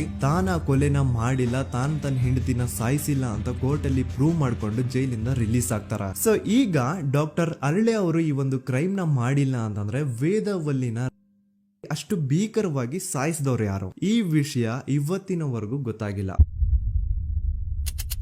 1986 ಅಲ್ಲಿ ನಡೆದಂತಹ ಪದ್ಮಲತಾ ಕೇಸ್. ಪದ್ಮಲತಾ ಅವ್ರ ತಂದೆ ಕಮ್ಯುನಿಸ್ಟ್ ಪಾರ್ಟಿನ ಲೀಡರ್ ಇರ್ತಾರೆ. ಅವ್ರ ರಿಯಲ್ ನೇಮ್ ಏನು ಅಂತ ನಮಗ್ ಗೊತ್ತಾಗಿಲ್ಲ, ಬಟ್ ಈ ವಿಡಿಯೋದಲ್ಲಿ ಅವ್ರ ಹೆಸರು ಲಕ್ಷ್ಮಣ್ ಅಂತ ಅನ್ಕೊಳ್ಳಿ. ಸೊ ಕಮ್ಯುನಿಸ್ಟ್ ಪಾರ್ಟಿನ ಲೀಡರ್ ಇರುವಂತಹ ಲಕ್ಷ್ಮಣ್ ಅವ್ರಿಗೆ ಊರಲ್ಲಿ ತುಂಬಾನೇ ಸಪೋರ್ಟ್ ಇರುತ್ತೆ, ಊರಿನ ಜನರ ಫೇವ್ರೇಟ್ ಇರ್ತಾರೆ ಇವರು. ಅಂಡ್ ಅದೇ ವರ್ಷ ಅಂದ್ರೆ 1986 ಅಲ್ಲಿ ಪಂಚಾಯತ್ ಎಲೆಕ್ಷನ್ ಬೇರೆ ಇರುತ್ತೆ ಅಂಡ್ ಎಲ್ರಿಗೂ ಗೊತ್ತಿತ್ತು ಲಕ್ಷ್ಮಣೆ ಗೆಲ್ಲೋದು ಅಂತ. ಆ ಪಂಚಾಯತ್ ಎಲೆಕ್ಷನ್ ಅಲ್ಲಿ ಲಕ್ಷ್ಮಣ್ನ ಆಪೋಸಿಟ್ ಗೌಡ್ರಿಗೆ ತುಂಬಾ ಬೇಕಾಗಿರೋರು ಒಬ್ರು ನಿಂತಿರ್ತಾರ ಅಂಡ್ ಅವ್ರಿಗೂ ಗೊತ್ತಿತ್ತು ಎಲೆಕ್ಷನ್ ಏನಾದ್ರು ಆದ್ರೆ ಲಕ್ಷ್ಮಣ ಎಲೆಕ್ಷನ್ ಅಲ್ಲಿ ಗೆಲ್ಲೋದು ಅಂತ. ಸೊ ಎಲ್ಲಿ ಸೋತೋಗ್ಬಿಡ್ತೀವೋ ಅನ್ನೋ ಭಯಕ್ಕೆ ಆ ಗೌಡ್ರು ಕಡೆ ಅವ್ರು ಏನ್ ಮಾಡ್ತಾರೆ, ಲಕ್ಷ್ಮಣ್ನ ಅಪ್ರೋಚ್ ಮಾಡಿ ಮುಚ್ಕೊಂಡು ಈ ಪಂಚಾಯತ್ ಎಲೆಕ್ಷನ್ ಅಲ್ಲಿ ನಿನ್ ನಾಮಿನೇಷನ್ ನ ಕ್ಯಾನ್ಸಲ್ ಮಾಡು ಅಂತ ವಾರ್ನಿಂಗ್ ಕೊಡ್ತಾರ. ಆದ್ರೆ ಲಕ್ಷ್ಮಣ್ ಅವರು ಅಂಜದೆ ನೀವ್ ಏನ್ ಮಾಡ್ತಿರೋ ಮಾಡ್ಕೊಳ್ರಿ, ಆದ್ರೆ ನಾನ್ ಮಾತ್ರ ನಾಮಿನೇಷನ್ ನ ಕ್ಯಾನ್ಸಲ್ ಮಾಡಲ್ಲ ಅಂತ ಆ ಗೌಡ್ರು ಕುಟುಂಬನ ಎದುರು ಹಾಕೋತಾರ. ದೆನ್ ಎಂತ ಕೋಇನ್ಸಿಡೆನ್ಸ್ ನೋಡಿ, ನೆಕ್ಸ್ಟ್ ಡೇನೆ ಲಕ್ಷ್ಮಣ್ ಅವ್ರ ಮಗಳು ಪದ್ಮಲತಾ ಕಿಡ್ನಾಪ್ ಆಗ್ತಾಳ. ಸುಮಾರು 56 ದಿನ ಅವಳನ್ನ ಯಾರೋ ಕಿಡ್ನಾಪ್ ಮಾಡ್ತಾರೆ ಅಂಡ್ ಆ 56 ದಿನ ಡೈಲಿ ಅವಳನ್ನ ಶೋಷಣೆ ಕೂಡ ಮಾಡ್ತಾರ. ನಂತರ 56 ದಿನ ಆದ್ಮೇಲೆ ಪದ್ಮಲತನ ಬಾಡಿ ನೇತ್ರಾವತಿ ನದಿಲಿ ತೇಲ್ತಾ ಸಿಗುತ್ತಾ. ಆಸ್ ಎಕ್ಸ್ಪೆಕ್ಟೆಡ್ ಈ ಕೇಸಲ್ಲೂ ಪೊಲೀಸ್ ಅವ್ರ ಕಡೆಯಿಂದ ಪ್ರಾಪರ್ ಇನ್ವೆಸ್ಟಿಗೇಷನ್ ಆಗಲ್ಲ ಅಂಡ್ ಯಾರ್ ಪದ್ಮಲತನ ಕಿಡ್ನಾಪ್ ಮಾಡಿದ್ರು, ಯಾರು ಅವಳನ್ನ 15 ದಿನವರೆಗೂ ಶೋಷಣೆ ಮಾಡಿ ನಂತರ ಅವಳನ್ನ ಅಷ್ಟು ಭೀಕರವಾಗಿ ಸಾಯಿಸಿದ್ರು ಅಂತ ಇವತ್ತಿನ ದಿನದವರೆಗೂ ಗೊತ್ತಾಗಿಲ್ಲ. ಮತ್ತೆ ನಮಗೆ ಗೊತ್ತಾದದು 22ಕ್ಕೆ ಸ್ಕೂಲ್ ಡೇ 56 ದಿನ ಕಳೆದು ಹೊಳೆಯಲ್ಲಿ ಏನೋ ಒಂದು ಕೇಳಿ ಪೊಲೀಸಿನರು ಬರುವಾಗ ಬಂದು ಹೇಳುವಾಗ ನಮಗೆ ಗೊತ್ತಾಗ ಅವರು ನನ್ನನ್ನು ಕರ್ಕೊಂಡು ಹೋಗಿ ಅಲ್ಲಿ ಹೋಗಿವೆ. ಇನ್ನೊಂದು ಲಾಸ್ಟ್ ಕೇಸ್ ಇದೆ, ಇದು ಅರ್ಲಿ 2000 ಅಲ್ಲಿ ನಡೆದಿರೋದು. ಇವ್ರದ್ದು ಅಷ್ಟಾಗಿ ಡೀಟೇಲ್ಸ್ ನಾನು ಹೇಳಲ್ಲ, ಜಸ್ಟ್ ಮೇಲ್ ಹೇಳ್ತೀನಿ. 2000 ಇಸ್ವಿಯಲ್ಲಿ ಧರ್ಮಸ್ಥಳದಲ್ಲಿ 2 ಫಿನಾನ್ಸ್ ಬ್ಯಾಂಕ್ ಇರ್ತಾವೆ. ಒಂದು ಅಗೇನ್ ರಿಯಲ್ ನೇಮ್ ತಗೊಳ್ಳೋದು ಬೇಡ, ಲೈಕ್ ಜಸ್ಟ್ ಸಹಕಾರ ಗ್ರಾಮೀಣ ಬ್ಯಾಂಕ್ ಅನ್ಕೊಳ್ಳಿ. ಅಂಡ್ ಇನ್ನೊಂದು ಬಂದ್ಬಿಟ್ಟು SDM ಫೈನಾನ್ಸ್ ಪ್ರೈವೇಟ್ ಲಿಮಿಟೆಡ್. ಈ SDM ಫೈನಾನ್ಸ್ ಪ್ರೈವೇಟ್ ಲಿಮಿಟೆಡ್ ಬಂದು ಗೌಡ್ರು ಕುಟುಂಬ ಅವ್ರಿಗೆ ಸೇರಿದ್ದು. ಆ ಕಡೆ ಇವ್ರ ಆಪೋಸಿಟ್ ಏನದು ಗ್ರಾಮೀಣ ಬ್ಯಾಂಕ್ ಇತ್ತು, ಅದರಲ್ಲಿ ಒಬ್ಬ ಮ್ಯಾನೇಜರು ಬಡವ್ರಿಗೆ ಸಹಾಯ ಆಗ್ಲಿ ರೈತರಿಗೆ ಸಹಾಯ ಆಗ್ಲಿ ಅಂತ ತುಂಬಾ ಕಡಿಮೆ ಬಡ್ಡಿಗೆ ಲೋನ್ ಕೊಡ್ತಿರ್ತಾನೆ. ಇದ್ರಿಂದಾಗಿ ಧರ್ಮಸ್ಥಳದಲ್ಲಿ ಆಲ್ಮೋಸ್ಟ್ ಎಲ್ಲಾ ಕಸ್ಟಮರ್ಸ್ ಆ ಗ್ರಾಮೀಣ ಬ್ಯಾಂಕ್ ಕಡೆಗೆ ಹೋಗ್ತಿರ್ತಾರ. SDM ಫೈನಾನ್ಸ್ ಪ್ರೈವೇಟ್ ಲಿಮಿಟೆಡ್ ಕಡೆಗೆ ಯಾರು ಬರ್ತಿರಲ್ಲ. ಇದ್ರಿಂದ ಗೌಡ್ರಿಗೆ ಲಾಸ್ ಆಗ್ತಿರುತ್ತಾ. ಸೊ ಅವ್ರೇನ್ ಮಾಡ್ತಾರೆ, ಆ ಗ್ರಾಮೀಣ ಬ್ಯಾಂಕ್ ನ ಮ್ಯಾನೇಜರ್ ಏನಿದ್ನೋ ಅವನ್ಗೆ ಒಂದು ಸ್ವೀಟ್ ವಾರ್ನಿಂಗ್ ಕೊಡ್ತಾರ. ಮುಚ್ಕೊಂಡು ಇನ್ಮೇಲೆ ಇಂದ ನಿನ್ ಲೋನ್ಸ್ ಕೊಡೋದನ್ನ ನಿಲ್ಸ್ಬಿಡು. ಇನ್ ಕೇಸ್ ಲೋನ್ ಕೊಟ್ರು ನಾವ್ ಯಾವ ಇಂಟ್ರೆಸ್ಟ್ ರೇಟ್ ಗೆ ಲೋನ್ ನ ಕೊಡ್ತಾ ಇದೀವೋ ಅದೇ ರೇಟ್ ಗೆ ನೀನು ಕೊಡುವ ಅಂತ ಫೋರ್ಸ್ ಮಾಡ್ತಾರ. ಆದ್ರೆ ಆ ಗ್ರಾಮೀಣ ಬ್ಯಾಂಕ್ ನ ಮ್ಯಾನೇಜರ್ ಇದ್ಯಾವುದನ್ನು ಕಿವಿಗೆ ಹಾಕೊಳ್ಳಾರ್ದೆ ಅವನ್ ಕೆಲಸ ಅವ್ನ್ ಮಾಡ್ಕೊಂಡು ಹೋಗ್ತಾನ. ದೆನ್ ಸಡನ್ಲಿ ಒಂದು ದಿನ ಬ್ಯಾಂಕ್ ಮ್ಯಾನೇಜರ್ ನ ಹೆಂಡತಿನ ಮನೆ ಒಳಗಡೆನೆ ನುಗ್ಗಿ ಯಾರು ಮಾಡಿ ತುಂಬಾ ಭೀಕರವಾಗಿ ಸಾಯಿಸ್ಬಿಡ್ತಾರ. ಇದ್ರ ರಿಗಾರ್ಡಿಂಗ್ ಆ ಬ್ಯಾಂಕ್ ಮ್ಯಾನೇಜರ್ ಪೊಲೀಸ್ ಸ್ಟೇಷನ್ ಅಲ್ಲಿ ಕಂಪ್ಲೇಂಟ್ ಕೊಡಕ್ ಹೋದ್ರೆ ಪೊಲೀಸ್ ಅವರು ಉಲ್ಟಾ ಆ ಬ್ಯಾಂಕ್ ಮ್ಯಾನೇಜರ್ ಹೆಸರಲ್ಲೇ FIR ಬರ್ದು ನೀನೇ ನಿನ್ ಹೆಂಡತಿನ ಸಾಯಿಸಿದ್ಯಾ ಅಂತ ಅವನ್ನೇ ಅರೆಸ್ಟ್ ಮಾಡ್ಬಿಡ್ತಾರ. ನಂತರ ಒಂದ್ 2-3 ವರ್ಷ ಆ ಬ್ಯಾಂಕ್ ಮ್ಯಾನೇಜರ್ ಜೈಲಲ್ಲಿ ಇರ್ತಾನೆ. ಅದಾದ್ಮೇಲೆ ಅವನ ಕ್ರೈಮ್ ನ ಮಾಡಿಲ್ಲ ಅಂತ ಕೋರ್ಟ್ ಅಲ್ಲಿ ಪ್ರೂವ್ ಆಗುತ್ತೆ. ಆದ್ರೆ ರಿಯಲ್ ಕ್ರೈಮ್ ಮಾಡಿದವರು ಯಾರು ಅಂತ still it's A question mark. And ಇನ್ನೊಂದು ನಾರಾಯಣ ಅಂಡ್ ಯಮುನಾ ಕೇಸ್ ಬಗ್ಗೆ ಅಂತೂ ನಾನು ಆಗ್ಲೇ ನಿಮ್ಗೆ ಎಕ್ಸ್ಪ್ಲೇನ್ ಮಾಡಿದೆ. ಸೊ ಎಂತಹ ಕೋ ಇನ್ಸಿಡೆಂಟ್ಸ್ ಗಳು ನೋಡಿ, ಯಾರೆಲ್ಲ ಆ ಧರ್ಮಸ್ಥಳದಲ್ಲಿ ಗೌಡ್ರು ಕುಟುಂಬನ ಎದುರಾಕೊಂಡಿದಾರೋ ಅವ್ರ ಜೀವನದಲ್ಲಿ ಏನೋ ಒಂದು ತುಂಬಾ ದೊಡ್ಡ ದುರಂತ ನಡೆದು ಹೋಗುತ್ತಾ. ಅಂಡ್ ಸರ್ಪ್ರೈಸಿಂಗ್ಲಿ ಅವ್ರ ಕೇಸಲ್ಲಿ ಪೊಲೀಸ್ ಅವ್ರ ಕಡೆಯಿಂದ ಪ್ರಾಪರ್ ಇನ್ವೆಸ್ಟಿಗೇಷನ್ ಆಗಲ್ಲ. ಅಂಡ್ ಯಾರ ಆ ಕ್ರೈಮ್ ನ ಮಾಡಿದ್ರು ಅಂತ ಯಾವತ್ತೂ ಹೊರಗ್ ಬರೋದೇ ಇಲ್ಲ. ಸೊ ಈ ಗೌಡ್ರು ಕುಟುಂಬದವರು ಧರ್ಮಸ್ಥಳದಲ್ಲಿ ಬೇಜನ್ ಕರ್ಮಕಾಂಡಗಳನ್ನ ಮಾಡಿದ್ದಾರೆ. ಅಂಡ್ ಅವ್ರ ಪವರ್ ಅಂಡ್ ಅವ್ರಿಗಿರುವಂತಹ ಇನ್ಫ್ಲೂಯೆನ್ಸ್ ಇಂದ ಆ ಎಲ್ಲಾ ಕೇಸ್ ನ ಮುಚ್ಚಾಕಿದ್ದಾರೆ ಅಂತ ಮಹೇಶ್ ಹಾಗೂ ಗಿರೀಶ್ ಮುಟ್ಟಣ್ಣನವರ ಹೇಳಿಕೆ ಆಗಿದೆ. ಸೊ ಗೌಡ್ರು ಫ್ಯಾಮಿಲಿನ ಟ್ರ್ಯಾಕ್ ರೆಕಾರ್ಡ್ ನೋಡಿದ್ರೆ ಧರ್ಮಸ್ಥಳದಲ್ಲಿ ಒಂದು ಹುಡುಗಿನ ರೇಪ್ ಅಂಡ್ ಮರ್ಡರ್ ಮಾಡಿ ದೆನ್ ಪೊಲೀಸ್ ಅವ್ರಿಗೆ ಲಂಚ ಕೊಟ್ಟು ಇನ್ವೆಸ್ಟಿಗೇಷನ್ ನ ಮಿಸ್ಲೀಡ್ ಮಾಡೋಷ್ಟು ಪವರ್ ಇನ್ಫ್ಲೂಯೆನ್ಸ್ ಈ ಗೌಡ್ರು ಕುಟುಂಬಕ್ಕೆ ಮಾತ್ರ ಇರೋದು. ಈಗ ಸಂತೋಷ್ ರಾವ್ ಅಂತೂ ಸೌಜನ್ಯ ಕೇಸಲ್ಲಿ ಆರೋಪಿ ಅಲ್ಲ ಅಂತ ಪ್ರೂವ್ ಆಯ್ತು. ಹಾಗಿದ್ರೆ ರಿಯಲ್ ಆರೋಪಿ ಯಾರು? ನೆನಪು ಮಾಡ್ಕೊಳ್ಳಿ, 11 ಅಕ್ಟೋಬರ್ 2012 ಸಂಜೆ 5 ಗಂಟೆ ಹಾಗೆ ಬಾಹುಬಲಿ ಬೆಟ್ಟದಲ್ಲಿ ಸಂತೋಷ್ ರಾವ್ ತನ್ನ ಪಾಡಿಗೆ ತಾನು ಸೀನರೀಸ್ ನ ಎಂಜಾಯ್ ಮಾಡ್ಕೊಂಡು ಸುಮ್ಮನೆ ಕೂತಿರ್ಬೇಕಾದ್ರೆ ಅವನ ಹತ್ರ 5 ಜನ ಕಿಡಿಗೇಡಿಗಳು ಬಂದು ಜಗಳ ತೆಗಿತಾರ. ಆ 5 ಜನ ಕಿಡಿಗೇಡಿಗಳು ಯಾರು ಅಂತ ನಾನು ಇಲ್ಲಿವರೆಗೂ ನಿಮ್ಗೆ ಹೇಳಿಲ್ಲ. ಸೊ ಅವರು ಬೇರೆ ಯಾರು ಅಲ್ಲ, ಚಿಕ್ಕ ಗೌಡ್ರು ಮಗ ನಿಶಾಂತ್ ಜೈನ್ ನ ವೆರಿ ಕ್ಲೋಸ್ ಫ್ರೆಂಡ್ಸ್. ಅವ್ರು ದಣಿ ಮಾಡಿರುವಂತಹ ಕ್ರೈಮ್ ಅಲ್ಲಿ ಬೇರೆ ಯಾರನ್ನಾದ್ರೂ ಸಿಗಿಸ್ಬೇಕಲ್ಲ ಅಂತ ಇವ್ರು ಬಕ್ರ ಹುಡುಕ್ತಾ ಇರ್ಬೇಕಾದ್ರೆ ಆಗ ಇವ್ರಿಗೆ ಸಿಗೋದೆ ಸಂತೋಷ್ ರಾವ್. ಅಗೇನ್ ಇನ್ನೊಂದು ಎಂತ ಕೋಇನ್ಸಿಡೆನ್ಸ್ ನೋಡಿ, ಸಂತೋಷ್ ರಾವ್ ಸೌಜನ್ಯ ಕೇಸಲ್ಲಿ ಅರೆಸ್ಟ್ ಆದ ನಂತರ ಚಿಕ್ಕ ಗೌಡ್ರು ಮಗ ನಿಶಾಂತ್ ಜೈನು ದೇಶನೇ ಬಿಟ್ಟು ಹೋಗ್ಬಿಡ್ತಾನ. ಈ ಕೇಸಲ್ಲಿ ಚಿಕ್ಕಗೌಡ್ರು ಮಗ ಇನ್ವಾಲ್ವ್ಮೆಂಟ್ ಇದೆ ಅಂತ ಯಾರಿಗೂ ಡೌಟೇ ಬರ್ತಾ ಇರ್ಲಿಲ್ಲ. ಡೌಟ್ ಯಾವಾಗ ಬಂತು ಅಂದ್ರೆ ಆ 5 ಜನ ಕಿಡಿಗೇಡಿಗಳು ಯಾರು ಸಂತೋಷ್ನ ಈ ಒಂದು ಕೇಸಲ್ಲಿ ಸಿಗಾಕ್ಸಿದ್ರು ಆ 5 ಜನರಲ್ಲಿ ಒಬ್ಬ ರವಿ ಪೂಜಾರಿ ಅಂತಾನು ಇರ್ತಾನೆ. ಅವನ್ಗೆ ತಾನು ತಪ್ಪು ಮಾಡಿದೀನಿ ಅಂತ ಗಿಲ್ಟ್ ಕಾಡುತ್ತೋ ಅಥವಾ ಬೇರೆ ಏನೋ ಗೊತ್ತಿಲ್ಲ, ಆದ್ರೆ ಅವನೇ ಸ್ವತಃ ಪೊಲೀಸ್ ಅವ್ರ ಹತ್ರ ಹೋಗ್ಬಿಟ್ಟು ಸೌಜನ್ಯ ಕೇಸಲ್ಲಿ ನಿಜವಾದ ಆರೋಪಿ ಸಂತೋಷ್ ಅಲ್ಲ ಕಂಡ್ರು, ಅವನ್ನ ಸುಮ್ನೆ ಸಿಗಾಕ್ಸಿರೋದಷ್ಟೇ, ನಿಜವಾದ ಆರೋಪಿಗಳು ಚಿಕ್ಕಗೌಡ್ರು ಮಗ ನಿಶಾಂತ್ ಜೈನ್ ಅಂಡ್ ಅವನ್ ಫ್ರೆಂಡ್ಸ್ ಸೂರಜ್, ಕಿರಣ್ ಅಂಡ್ ಕಣ್ಮಣಿ ಅಂತ. ಈ ಎಲ್ಲಾ ವಿಷಯನ ರವಿ ಪೂಜಾರಿ ಪೊಲೀಸ್ ಅವ್ರಿಗೆ ತಿಳಿಸ್ತಾನೆ. ಅಗೇನ್ ಎಂತ ಒಂದು ಕೋಇನ್ಸಿಡೆನ್ಸ್ ನೋಡಿ, ಈ ವಿಷಯಗಳನ್ನ ಊರಿನ ಜನರು ಮುಂದೆ ಹೇಳಿದಂತಹ ರವಿ ಪೂಜಾರಿ ಆಕಸ್ಮಿಕವಾಗಿ ಸತ್ತು ಹೋಗ್ಬಿಡ್ತಾನೆ. ಇವನು ಹೇಳಿದ್ದು ನಿಜ ಅಂತ ಜನರಿಗೆ ಯಾವಾಗ ಕನ್ಫರ್ಮ್ ಆಗುತ್ತೆ ಅಂದ್ರೆ ಸೌಜನ್ಯಗೆ ತುಂಬಾ ಹತ್ರವಾದವ್ರು ಒಬ್ರು ಯಶೋಧ ಅನ್ನೋರು ಕೋರ್ಟ್ ಅಲ್ಲಿ ಬಂದ್ಬಿಟ್ಟು ಸೌಜನ್ಯ ಕೊಲೆ ಆಗಿದ್ದ ದಿನ ಆ ಒಂದು ಸ್ಪಾಟ್ ಅಲ್ಲಿ ನಾನು ಈ 3 ಜನರನ್ನ ನೋಡಿದ್ದೆ ಅಂತ ಸಾಕ್ಷಿ ಹೇಳ್ತಾರ. ಈಗ ಎಲ್ಲಾ ಡಾಟ್ಸ್ ನ ಕನೆಕ್ಟ್ ಮಾಡ್ತಾ ಹೋದ್ರೆ ಸೌಜನ್ಯ ಕೇಸ್ ಒಂದೇ ಅಲ್ಲ, ನಾರಾಯಣ ಹಾಗೂ ಯಮುನಾ ಕೇಸಲ್ಲೂ, ವೇದವಲ್ಲಿ ಕೇಸಲ್ಲೂ, ಆ ಬ್ಯಾಂಕ್ ಮ್ಯಾನೇಜರ್ ನ ಕೇಸಲ್ಲೂ ಹಾಗೂ ಪದ್ಮಲತಾ ಕೇಸಲ್ಲೂ ಸೀದಾ ಡೈರೆಕ್ಟ್ ಡೌಟ್ ಬರೋದೆ ಊರಿನ ಗೌಡ್ರ ಮೇಲೆ. I really want to appreciate Kudla rampage YouTube channel, third eye YouTube channel, Girish ಮುಟ್ಟಣ್ಣನವರು ಸರ್ ಹಾಗೂ ಮಹೇಶ್ ಅವರು ಅಂಡ್ ಆಲ್ ಅದರ್ಸ್. ಇವರ ಕಾನ್ಸ್ಟೆಂಟ್ ಎಫರ್ಟ್ಸ್ ಇಂದಾನೆ ಸತ್ಯ ಏನಂತ 1 by 1 ಹೊರಗೆ ಬರ್ತಿದೆ and they are trying their level best to catch real criminals. At present Soujanya case ಬಗ್ಗೆ ಅಪ್ಡೇಟ್ ಏನು ಅಂತಂದ್ರೆ ಹೈಕೋರ್ಟ್ ವರೆಗೂ ಈ ಒಂದು ಕೇಸ್ ಹೋಗಿದೆ ಅಂಡ್ ಈ ಕೇಸ್ ಅಲ್ಲಿ ಈಗ ಇನ್ನೊಮ್ಮೆ ಮತ್ತೆ ಫ್ರೆಶ್ ಆಗಿ ರೀಇನ್ವೆಸ್ಟಿಗೇಷನ್ ಸ್ಟಾರ್ಟ್ ಆಗಬೇಕು ಅಂತ ಹೋರಾಟ ನಡೀತಿದೆ. ಸದುತ ಪ್ರಜೆಗಳೇ, ಇದಾಗಿತ್ತು ಸೌಜನ್ಯ ಕೇಸ್ ಬಗ್ಗೆ ನಮ್ಮ ಒಂದು ಡೀಟೇಲ್ಡ್ ವಿಡಿಯೋ. ಈ ವಿಡಿಯೋದಲ್ಲಿ ನನ್ನಿಂದ ಎಲ್ಲಾದ್ರೂ ಏನಾದ್ರೂ ಚಿಕ್ಕ ಪುಟ್ಟ ಇನ್ಫಾರ್ಮೇಶನ್ ಮಿಸ್ ಆಗಿದ್ರೆ ಅಥವಾ ಮಿಸ್ಟೇಕ್ ಆಗಿದ್ರೆ ಅದನ್ನ ದಯವಿಟ್ಟು ಕಮೆಂಟ್ ಸೆಕ್ಷನ್ ಅಲ್ಲಿ ಹೈಲೈಟ್ ಮಾಡಿ. ಈ ವಿಡಿಯೋ ಯಾವಾಗ ಯೂಟ್ಯೂಬ್ ಇಂದ ಡಿಲೀಟ್ ಆಗುತ್ತೋ ನನ್ಗಂತೂ ಗೊತ್ತಿಲ್ಲ. ಸೊ ಪ್ಲೀಸ್ ಆದಷ್ಟು ಬೇಗ ಇದನ್ನ ಎಲ್ಲಾ ಕಡೆ ಶೇರ್ ಮಾಡಿ. ಓಕೆ ಪ್ರಜೆಗಳೇ, ಇವತ್ತಿಗಿಷ್ಟು ಸಾಕು ಅನ್ಕೊಳ್ತೀನಿ. ನಾನು ನಿಮ್ಮ ದೂತ ಸಮೀರ್ MD. ಮತ್ತೆ ಸಿಗ್ತೀನಿ ನೆಕ್ಸ್ಟ್ ವಿಡಿಯೋದಲ್ಲಿ.